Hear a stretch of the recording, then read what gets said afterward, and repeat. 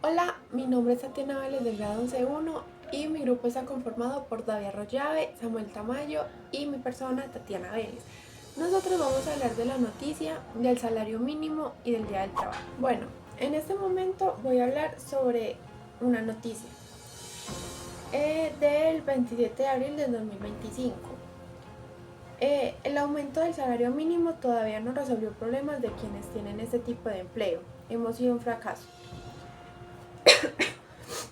Un estudio hecho por el Observador Fiscal de la Universidad Javeriana reveló nuevos hallazgos sobre el impacto de los aumentos de salario mínimo en Colombia, o le cuestionó la eficacia en la revolución de la desigualdad laboral.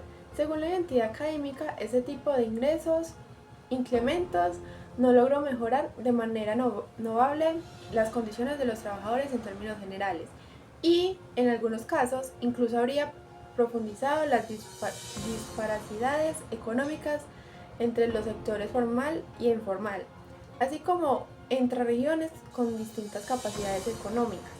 Al respecto, el director de Mauricio Salazar, implicó que los efectos de estas alzas atrapan a una promoción importante de la población en ingresos del salario mínimo, lo que restringe la movilidad económica. Hemos sido un fracaso como sociedad para que los que ganan poco y al menos suban el salario mínimo, y la proporción de los trabajadores que reciben exactamente el mínimo se ha duplicado. Aseguró el experto. De acuerdo con el informe, entre 2013 y 2023, la población que devenga ese ingreso pasó de representar el 5% al 100%, al 11% del total de trabajadores, con proyectos que estiman un aumento del 16% en 2024. El incremento salarial también generó efectos desproporcionados en regiones donde la economía no está en condiciones de asumir estas medidas. Dice el análisis que en zonas como la Guajira el salario promedio apenas supera la mitad del salario mínimo. La mitad del salario mínimo en 2025 es de 711.750 y para 2025, teniendo en cuenta que la remuneración total sin auxilio de transporte es de 1.423.500, mientras que para quienes ganamos un mínimo equivale a disfrutar de un ingreso que en la práctica es como tener dos sueldos. Por otro lado, un informe del Banco de la República advierte que la imposición de un salario mínimo elevado, en especial en territorios con baja productividad, dificulta la contratación formal. Cuando se fija esta remodelación en un nivel alto, se dificulta la contratación de trabajadores con baja productividad, recalcó la entidad. A su vez, en el ámbito nacional se evidencia un efecto adverso en la dinámica laboral, con una informalidad que afecta más del 50% de la población empleada, 56% de febrero de 2025 según el DANI. Este fenómeno, según el estudio, está relacionado de formas estrechas con el costo adicional asociado al empleo formal, como los aportes a pensión, salud, seguros laborales y primas, que en muchas regiones menos desarrolladas resultan prohibidos para los empleadores. Los resultados del Estado también reflejan un crecimiento dispar en la formalidad laboral. Y es que solo 5 ciudades principalmente experimentaron avances importantes en este aspecto. Según Salazar, esto obedece a que sus economías vulgares cuentan con mayores recursos para absorber los costos de un incremento en el salario mínimo, mientras que el resto de los territorios enfrentan retrocesos en calidad de vida y estabilidad laboral. Los salarios del resto de territorios distintos a las 5 principales ciudades han crecido menos. generando detrimentos relativos en la calidad de vida de las sociedades menos urbanas, explicó el director del Observatorio Javeriano. Sin embargo, las ciudades que sí cuentan con economías más robustas también van afectadas por otros problemas derivados. Los aumentos del salario mínimo terminan beneficiando principalmente a las formales de las grandes ciudades y a quienes lograron recibir exactamente un salario mínimo, agregó el experto. Además, los trabajadores con salarios integrales, cuyos pagos se ajustan de manera automática de acuerdo con el mínimo, también se benefician entre los aumentos. El impacto de los aumentos no ha sido monolítico. Hay sectores que resultan relativamente favorecidos.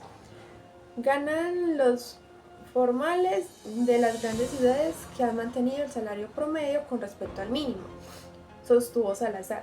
Sin embargo, los incrementos salariales también intensificaron la comprensión de sueldos alrededor del mínimo, lo que afecta en especial a quienes recibieron ingreso, a quienes perciben ingresos apenas superiores. La proporción de personas que ganan entre 1 y 3 salarios mínimos disminuyó de manera notable. Esta noticia es muy larga, entonces dejé como en la mitad para que no se largara tanto el video. Hola, mi nombre es David Arroyo Ramírez. Yo voy a hablar sobre un poquito sobre las posturas políticas respecto a todo esto de que hubo en el aumento del salario mínimo este año, y también hablar un poco sobre lo que ocurrió en la marcha del 1 de mayo, el Día del Trabajo.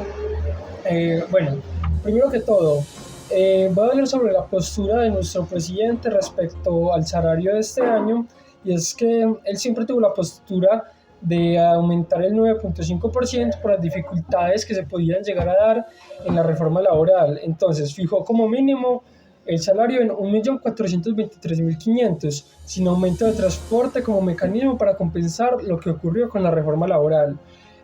También inició esto que se llama la consulta popular,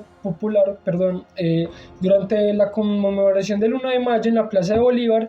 Petro radicó ante el Congreso un proyecto que consulta 12 preguntas sobre hechos laborales para someterlas a votación popular. Las 12 preguntas que se realizaron fueron: primera pregunta, ¿estás de acuerdo con que un día de trabajo dure máximo 8 horas y que sea entre las 6 a.m. y las 6 p.m.?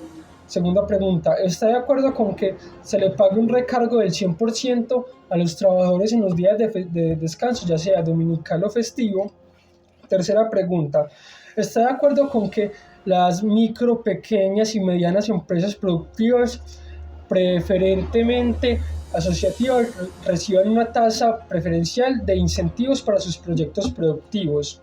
Cuarta pregunta, ¿está de acuerdo con que las personas puedan tener los permisos necesarios para atender tratamientos médicos y licencias por periodos menstruales que generan incapacidades? Quinta pregunta, ¿está de acuerdo en que las empresas deban contratar al menos 2 personas con discapacidad por 100 trabajadores? Sexta pregunta, ¿está de acuerdo con que los estudiantes del SENA y entidades similares tengan contratos, que obtengan el contrato laboral? Séptima pregunta, ¿está de acuerdo con que las personas que trabajan en plataformas de reparto acuerden su tipo de contrato y se les garantice una seguridad civil?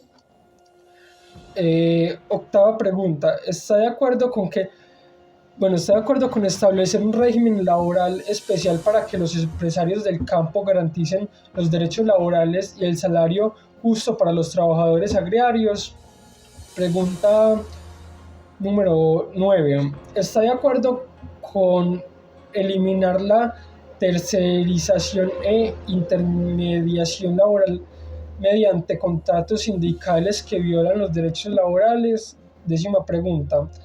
¿Está de acuerdo con que las trabajadoras domésticas, madres comunitarias, periodistas, deportistas, artistas, conductores y otros trabajos informales sean formalizados o tengan acceso a seguridad social?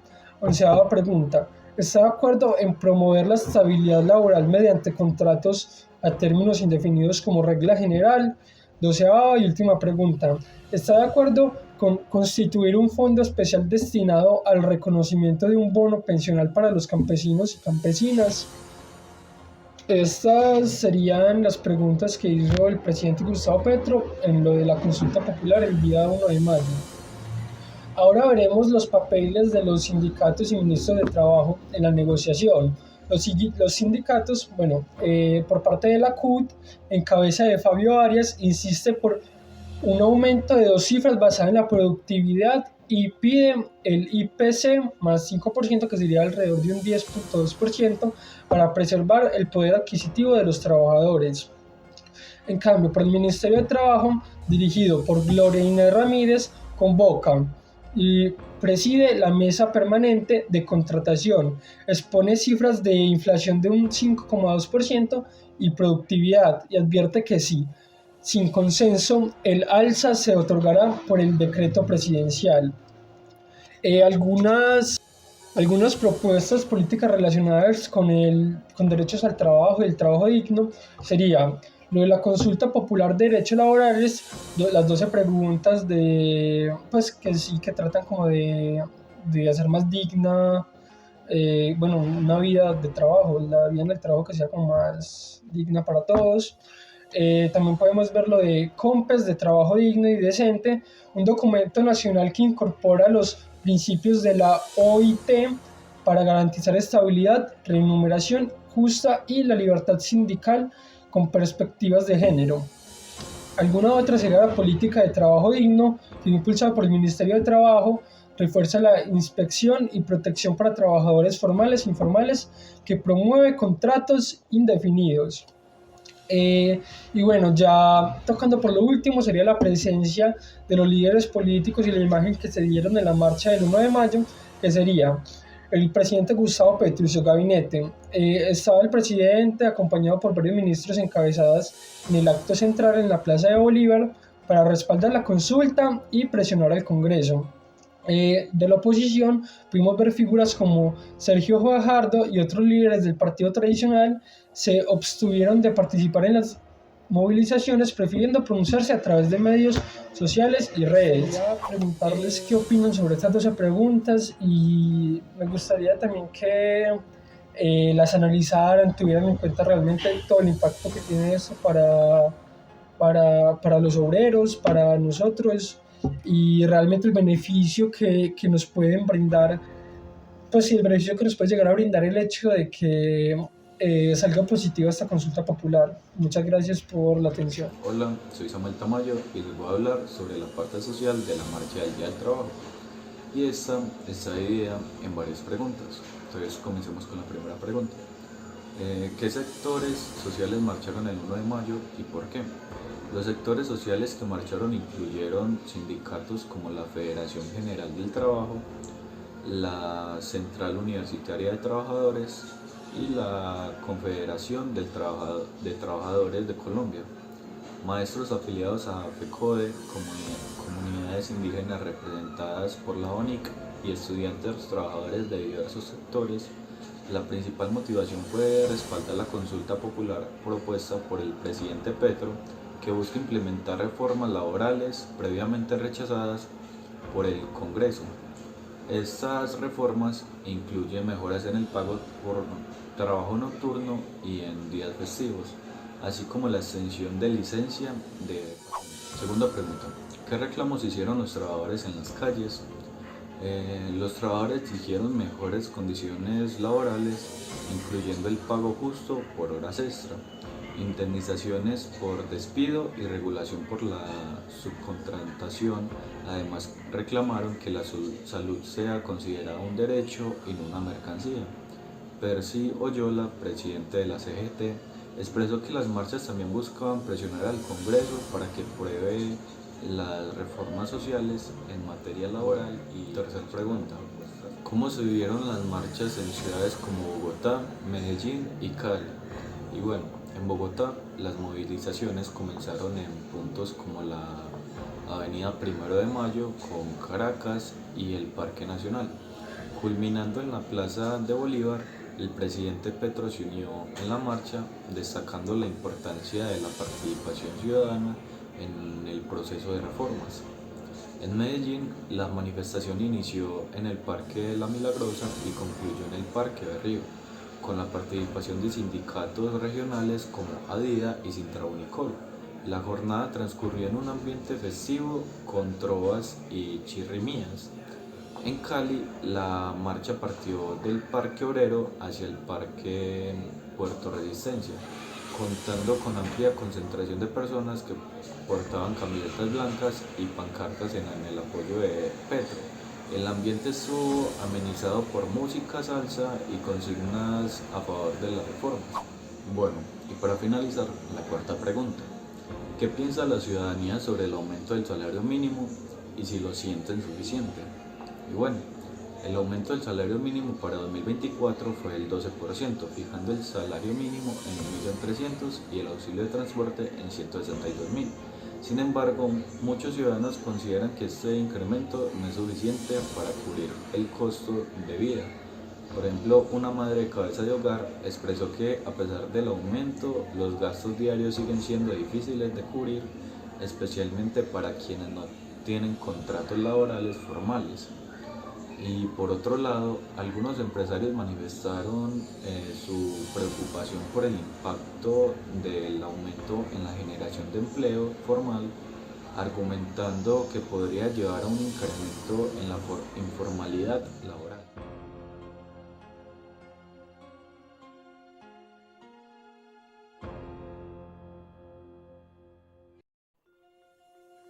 Ahora diré la parte histórica y comparativa. ¿Cómo ha cambiado el salario mínimo en los últimos 5 a 10 años en Colombia? ¿Cómo se compara el salario mínimo en Colombia con el de otros países en América Latina? ¿Cuál es el origen del trabajo y significado tienen hoy en Colombia? ¿Qué tan efectivas han sido históricamente las marchas del 1 de Mayo para lograr estos cambios? El Día del Trabajo tiene sus raíces en una lucha histórica. El 1 de Mayo de 1886, miles de trabajadores de Chicago salieron a las calles para exigir la jornada laboral de 8 horas. La protesta fue reprimida violentamente y algunos líderes sindicales fueron ejecutados. Desde entonces, la fecha se convirtió en un símbolo mundial de resistencia obrera. En Colombia, las primeras conmemoraciones del Día del Trabajo se dieron en los años 20, en medio de huelgas y conflictos laborales. La fecha institucionalizada en 1914 y ha estado marcada por movilizaciones, represión estatal e incluso asesinatos de líderes sindicales. Durante el siglo XX, las marchas del 1 de Mayo fueron espacios de conquista, reducción de la jornada laboral, derechos a sindicalización, seguridad social y aumentos salariales. En las últimas décadas, la capacidad de las marchas para incidir en políticas públicas se ha debilitado. En cuanto al salario mínimo, Colombia ha tenido incrementos anuales desde los años 90, como parte de la concertación entre gobiernos, empresarios y trabajadores. En 2015, el salario mínimo era de 644.350 pesos. En 2020 subió a 877.803 y en 2023 alcanzó a 1.100.160. Pero la inflación y la pérdida del poder adquisitivo han reducido a su impacto real.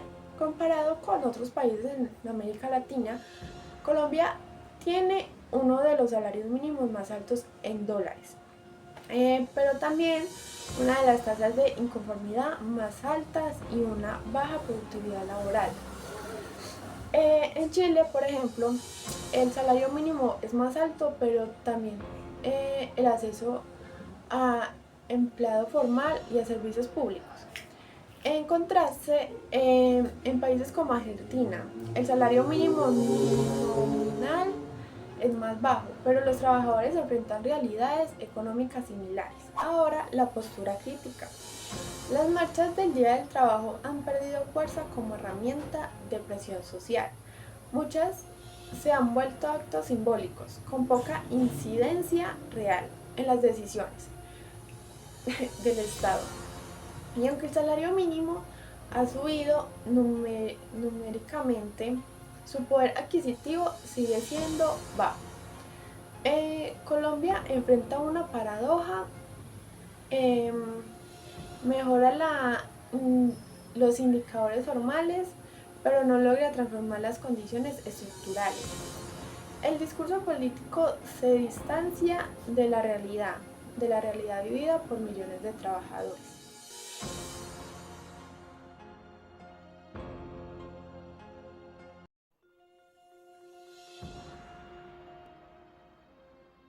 El contexto histórico. Para entender el debate actual sobre el salario mínimo y las marchas del Día del Trabajo, es necesario mirar al pasado. El conflicto entre la capital y el trabajo no es nuevo. Desde la revolución industrial en el siglo XXI, los trabajadores han luchado por condiciones mínimas de dignidad, jornadas limitadas, descanso, salario justo y derechos colectivos.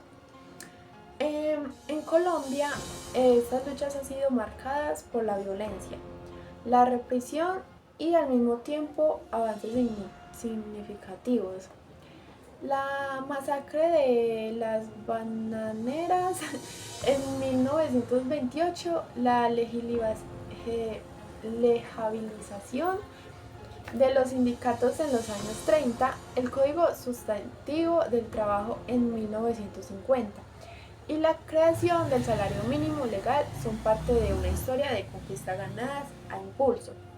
Sin embargo, las últimas décadas han traído desafíos nuevos: globalización, automatización, tercerización, economía de plataformas, inconformidad crónica.